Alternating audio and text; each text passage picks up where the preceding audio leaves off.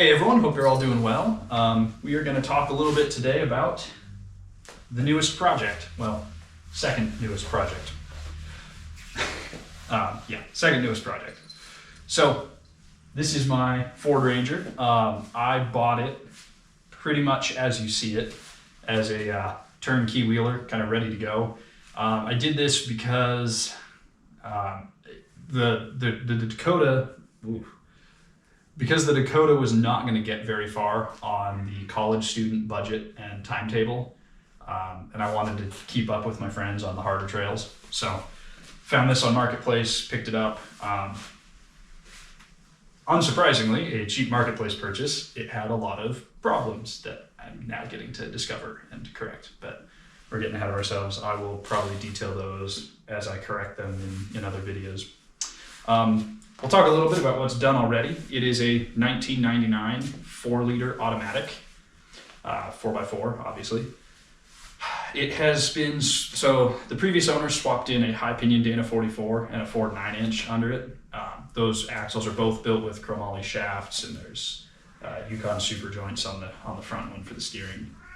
The front axle has a Yukon zip locker, and the rear axle has a spool. It's got an 80 series steering gearbox and a 1-ton Y-link setup from Rough Stuff. It's on king coilovers and radius arms in the front, and then leaf springs in the rear.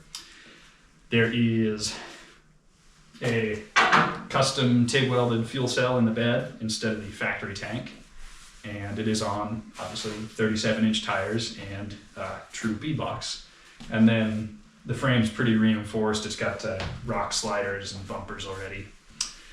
So that's how it sat when I bought it. Since I picked it up, I have replaced the passenger side doors and fender because it was rolled, so these were all pretty munched and gross looking. I replaced the mirrors because they were broken, and the back glass because that was also broken.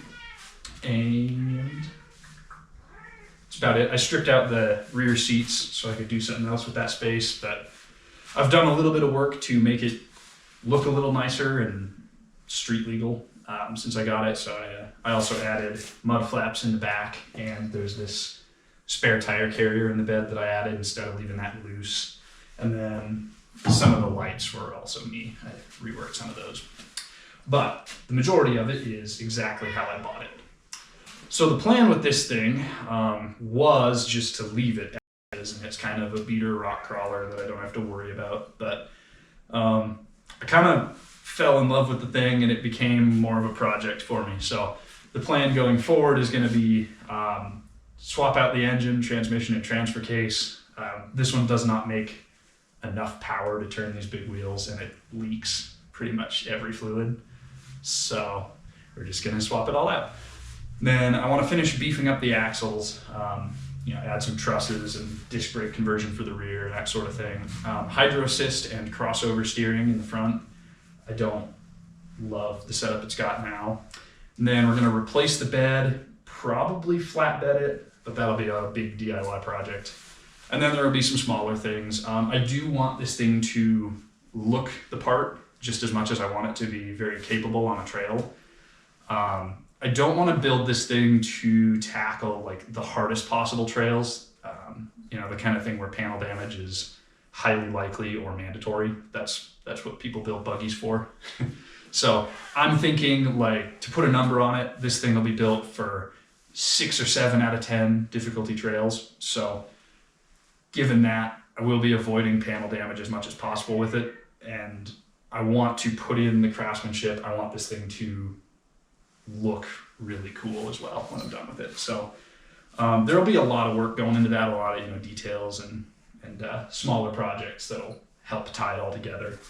So we'll have a whole lot going on with this thing on the channel. This does not mean that the Dakota is no longer a project. I will be daylighting that for a while, but there are some other small things that I want to do to that before we kind of switch them. Once this thing's done and fairly reliable, I'll be driving that to work while I play with the Dakota.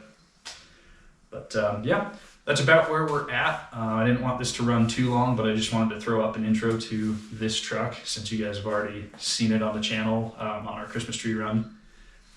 Let you guys know kind of what the plan with it is and why it is.